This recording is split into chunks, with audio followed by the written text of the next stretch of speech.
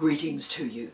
My name is Tara Brabazon and I'm the Dean of Graduate Research at Flinders University. And welcome to Vlog 229, How to Write a Book Chapter. This request comes from Chemi. Hi Chemi. There'll be a lot of remarkable things that I'll remember from 2020, but one of them is having the opportunity to meet you. You're wonderful, and it's my pleasure to deliver this small token to thank you for your friendship and your kindness and your advice and your insight. And Chemi, what I'm going to do is I'm going to explore the nature of the book chapter for you, because in your request of me, you said it's getting a bit difficult for you to activate that component of your CV. You're just unable to get traction on it. So therefore today we're going to talk about the book chapter. We're going to talk about the what, the how and the why of it, and provide a way to give you a little bit of momentum and a little bit of movement and a little bit of confidence to go for it and get those book chapters. And today we have a very, very simple structure. Why would you write a book chapter? We always need to start with the why. Why is it a thing? Why should we care? How do you find that opportunity to write the book chapter, which was very important to Chemi, but also what to write in a book chapter. This is a great one, so I'm thrilled and I love doing the research on this one, and it's an area that I've been incredibly interested in for about 25 years, and during those 25 years the book chapter has changed. So let's get into it. Why would you, yes you, why would you write a book chapter? Now in the old days, and as you know in our accelerated modernity, the old days is about 5 years ago, book chapters were seen to be a problem or a non-starter, right? So, oh yeah, no, you don't really want to be writing a book chapter. And let me tell you why very senior, very wise people would be offering you that advice. Because what would happen is a book chapter, your effort, your time, your research would be buried under an edited title of a book and indeed the editor's name. Okay, so this meant that really amazing research would miss citations, wouldn't gain an audience, and it was a bit truncated in terms of dissemination.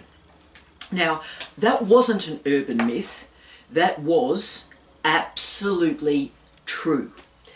And I have an example of this. I have a lot of examples of different things, but this just to give you a personal example of how book chapters were buried. Okay, I wrote what was really a pretty great chapter on Christmas media. How interesting is that? Christmas media. And I wrote that chapter, about a decade ago, so when dinosaurs roamed the earth.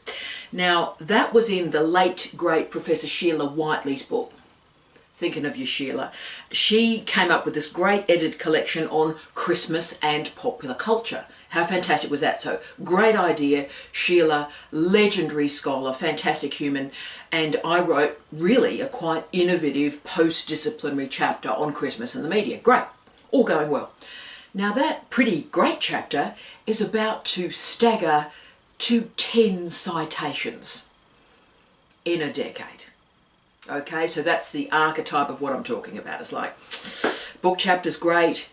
If they're not read, they're not cited. Okay, so really 5-10 years ago, the argument I'm presenting here was absolutely accurate and correct. So when you hear people say that argument, they were right.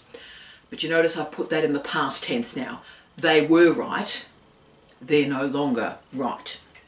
Because publishing, academic publishing in particular, has changed, and academic publishers have changed. So what's happening now is book publishers are what I call cannibalizing books.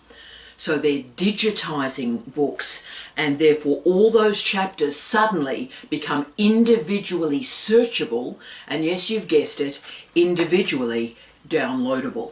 So what this means, and you know this, you go to Springer, you go to Elsevier, but to be frank, any publisher, Routledge, the wider business of Taylor and Francis, an independent publisher like Emerald, go to a publisher.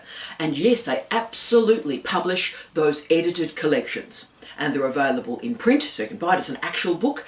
They're available as an e-book, but they've now separated out each chapter with an individual identity. So this means now that those book chapters are incredibly easy to find. They exist in print, they exist in ebooks, that's great, so different audiences, that's terrific, and they exist as an individual download. Also, there's the critique in the literature, all that book chapters don't have clear peer review. Again, that may have been accurate 5 or 10 years ago, that's not within my experience. But now, to be honest with you, many edited collections have higher levels of refereeing than articles. And the reason for that is the proposal is assessed, it goes through refereeing, feedback's put in place, and then when the completed book's in place, that also goes through refereeing. So there's actually 2 stages or iterations of refereeing. So the peer review matter has also dissipated. Now your individual chapter will also have a separate DOI. Here we go. So let's get into this. The chapters that I've published in edited collections in the last 5 years have an incredibly different citation story. Big citation rate. We'll talk about the coin, we'll talk about the money at the conclusion of this vlog, but right now your book chapter has a digital existence beyond the edited collection. Fab. Really important. Okay, but let's return to the why of the book chapter rather than a refereed article.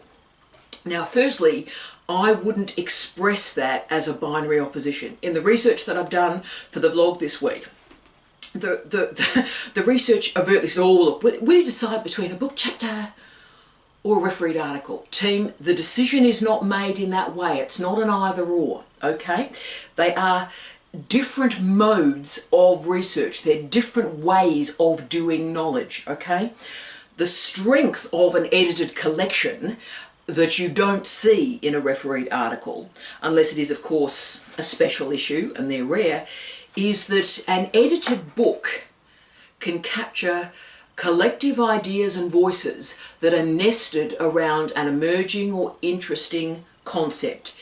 It has a stand-alone quality and it can build a new field. And books, most importantly, more than articles, move through time. They move through time. Certainly book chapters are valued differently in different disciplines, but it's not an arts versus sciences thing here. In the high humanities, absolutely, book chapters are a thing. In engineering, book chapters are a thing. Different disciplines have different interests, but don't think it's science versus arts. It's not, okay? Now, yes, journal articles are easier to find and cite because they're represented by aggregators like Web of Science, like Scopus. But can I say that the days of those particular aggregators are declining because they don't represent books and book chapters well. So for the bulk of academics, these aggregators aren't very useful to us. I'll just tell you a quick story on this. So if you're dealing with Scopus, you know, I've about to publish my 20th book, right? Now, none of my books are in Scopus. Books. Singly authored scholarly monographs, gold standard. None of those books are in Scopus. But the book reviews of those books in journals are. So those problems aren't going away. And of course, Google Scholar is much more diverse in engaging with books and of course these individual book chapters. So Google Scholar is starting to take over this field, and I would argue quite rightly. So as you can see, a book chapter is different from a journal article because you have a lot more flexibility with the structure. So the way of writing, the way of expressing, the way of organising your ideas is much more diverse, fluid and flexible in book chapters than it is in articles where we have these endless predictable headings, right? So for the social sciences and allied health in particular, in many projects you gain enormously from this freedom and this organisational diversity of ideas. Huge. So my argument is the book chapter does a different type of work to the refereed article. And edited books particularly provide a way into a new area or a new field. They're particularly important because they're bought by libraries, so they're there on the shelves for people interested in a field. It's there to grab. And also for graduate students around the world, these are often the first go-to sources. Right. So edited books, book chapters, can be a guide to a new field. So when they're cleverly configured, and there's some truly amazing edited collections that are around that are being published on a daily basis, it's just an exciting time. And when these edited books are cleverly configured, they bring together really disparate, seemingly jarring ideas into this interdisciplinary, transdisciplinary, post-disciplinary mash. And what happens is they make, or indeed they build, a field. Edited books also have a new subgenre that is incredibly important, because the edited books move into handbooks. And to be frank, if you get an opportunity to be in a handbook, you need to say, yeah. You need to say, hell yeah. Tell you why. The advantage of writing a chapter in one of these handbooks, and you know, the Routledge handbook series are the best example of that. Like, their handbook series is tremendous, but other publishers are moving into this field. Now, the advantage of being in a handbook is that you are at the ground up, wow, building a new field, building a new discipline, and you gain, your career, you gain incredible credibility by being there at the start. There's the handbook and there's your chapter. So you're there at the start, the foundation of a new field. And of course, in those handbooks, huge citation rates follow. So let me give you another personal example.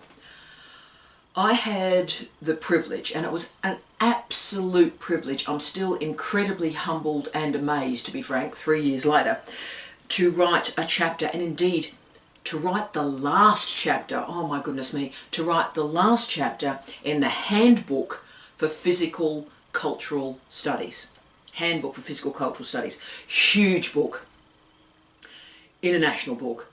Best new emerging edgy scholars in the world, and building a new field. So physical cultural studies, that handbook was and is and will remain the foundational text for this new and exciting field. And although it was only published, I think, 2 years ago, my chapter is already picking up huge citations, and it did within 6 months.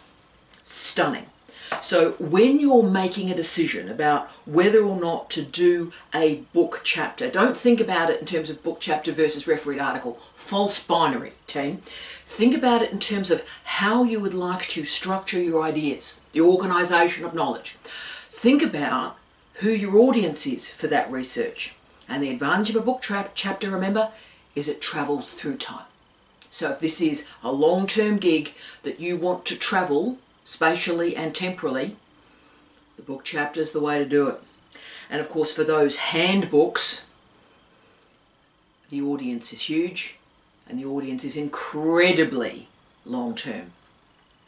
So the final component to think about when you're considering, oh right, why am I doing a book chapter, is also book chapters add diversity to your CV. We've talked about through these vlogs the importance of adding a line to your CV. Well, being able to add sort of a new subheading, book chapters, and adding stuff under that is incredibly important for your CV, because the diversity matters to a CV. So now that we've dealt with the why of it, let's now go, and Chemi, this was your concern, I know, let's move to the how. How to write a book chapter. Now, Chemi particularly expressed some challenges or some issues about how to get into these edited collections, these edited books. Now, Chemi, there's a lot of different ways you can get into these collections. The requests can appear through Twitter, so follow the great scholars in your fields, and if they're looking for chapters, they'll put it through Twitter. So follow Twitter, that's important. Follow the crucial people.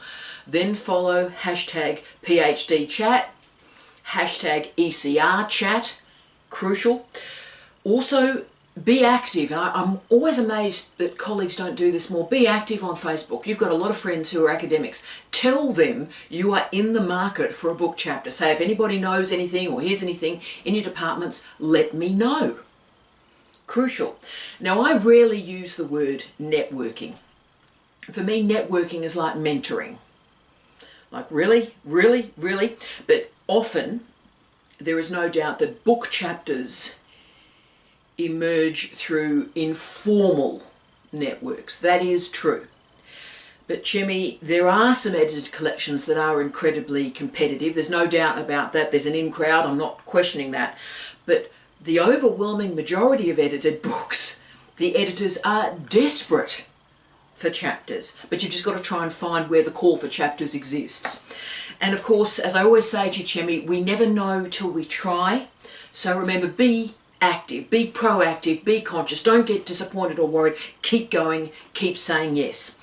And tell your friends that you're looking for these interesting publishing opportunities, and they will be involved and be your advocate and your agent. So that's the how in terms of access. But there's also a how in terms of how to actually write and construct the chapter, particularly at the proposal stage. Book chapters are different from refereed articles. They are different, they're not the same. And book chapters have a particularly tight argument, a very tight alignment between form and content. But we see a greater diversity of structures than we would see in a refereed article. So as you've picked up, I think, from the vlog already, structure, organisation is everything in a book chapter. The argument has an arc. The argument is well organised. Now, most importantly, Chemi, particularly if you're trying to get into one of these collections, titles are everything. So make sure, go for it. Have a really powerful, snappy, edgy main title and a descriptive and, again, punchy secondary title. The titles sell the book chapters. Important. And, of course, that makes the chapter attractive for an editor. It makes the chapter attractive for an audience, including an audience that finds it through a Google search and can then download it. So strong title, strong argument arc. But most importantly, and this is the tough bit, but it is important, address in your proposal that are often about 100 or 200 words, how your individual project connects to the project of the edited book. This is very hard for PhD students because you're immersed in this singular project. I get that, I'm doing this, and so you try and take a bit of that and put it in the edited book. It doesn't really work. What you have to do, and I'll try and use the right verbs here for you, what you've got to do is, here's your research from your thesis, from your PhD, you've got to bend it. Bend the PhD into the edited collection that suits the arc of the argument in the big book, okay? So you've got to have a sense of the proposal very clearly, and if you're not really sure what they're asking for, email the editor, and the editor will give you that clarity. Really importantly, in an edited collection, be a team player. Important, everyone going individual, look at me, it's my chapter, me. Actually, an edited book is different. You are on a team. And I sort of love that too. So be generous. Show how your contribution enhances the entirety of the book's project. It's not your thesis, it's an edited book. So make sure your references and your bibliography are current. So what you've got to do, because of that longevity in a book chapter, you've got to show the historic references, that you know your field, show the big names, you've got to do that. But in the very year that you're writing, in fact the month before you're about to submit it, make sure the most current references are there, because it's going to travel in the long term. You need, so 2020 is a great example. That's where when I'm recording this vlog. So when I'm doing edited collections this year, the final thing I do is I add 10 references from 2020. So that means when the chapter is read in 2022 or 2025, it's not dated. Okay, so make sure it's absolutely current and of its time. So Chemi, as you can see, that's the proposal arc that you need. Now, don't be discouraged if you've got a few knockbacks. Sometimes, absolutely, you're right, there is an in crowd for edited books, but that's increasingly rare. So what do we need to do is find those calls for chapters, not calls for articles, calls for papers, calls for chapters. This is a very specific search team. So there are a range of online services that aggregate the call for chapters. So always remember to look for CFC. CFC, that's the key to put into the search engines. So sciencepg.com has a call for chapters, use it.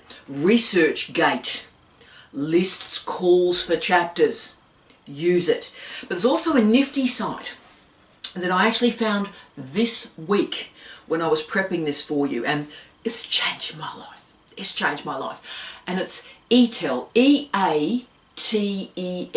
EATEL, and the full site is https ea-tel.eu/category/call for chapters. That will blow your mind. Okay, so we've done the how, we've done the why. Let's finish off with the what. What to actually write in a book chapter. Now remember, the most important advice is you are writing a book chapter that fits into the project of the editor. It's not your project. So the argument that you make in the chapter is crucial, is important. It needs to be brilliant. But it has to be tethered to the overarching themes and tropes in the book. So you have to be a team player.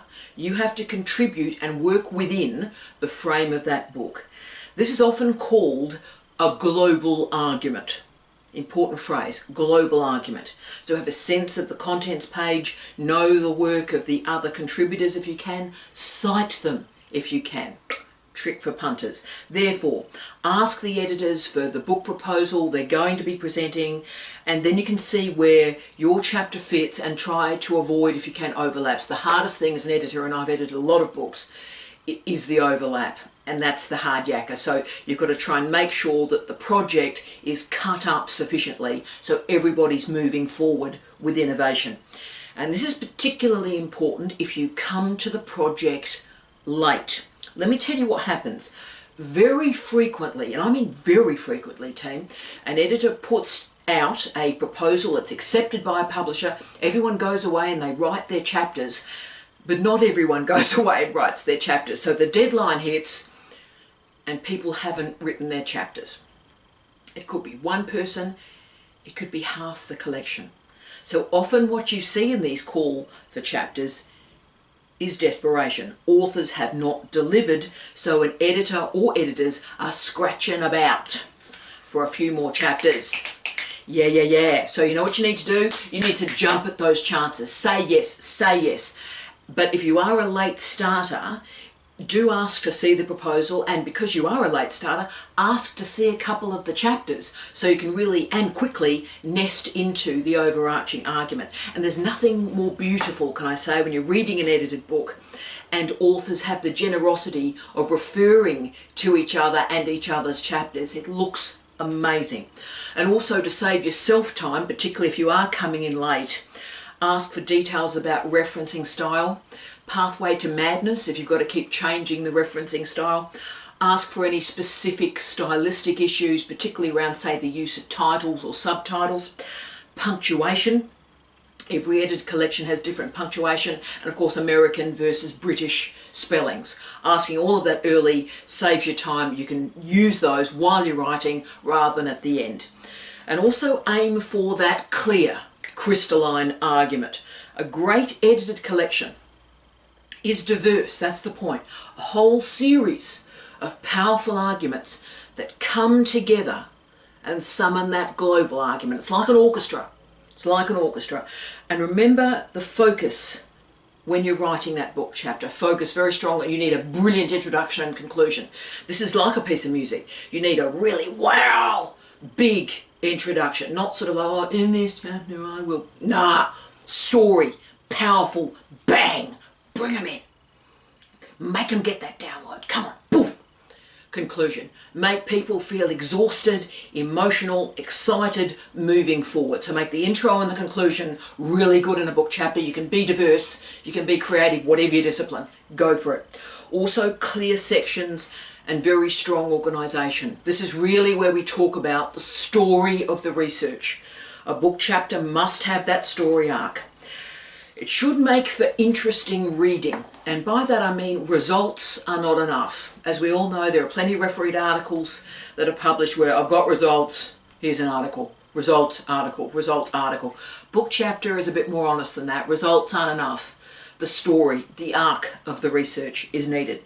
So at its best, if this helps, an edited book collection is like a greatest hits album, right?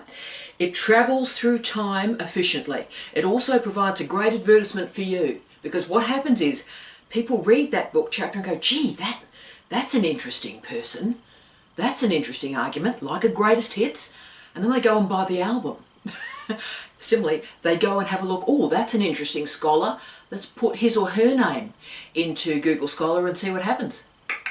So great advertisement for you in the long term. And of course the edited book can become the go-to publication. When we need to enter a new field, all of us go, oh, that's something I don't really know enough about. What's available? And go, oh, edited book. Let's slam in some new ideas and see where it takes us. So that's why it's useful. It allows us as scholars to refresh and make those really significant interdisciplinary connections. So book chapters have weight.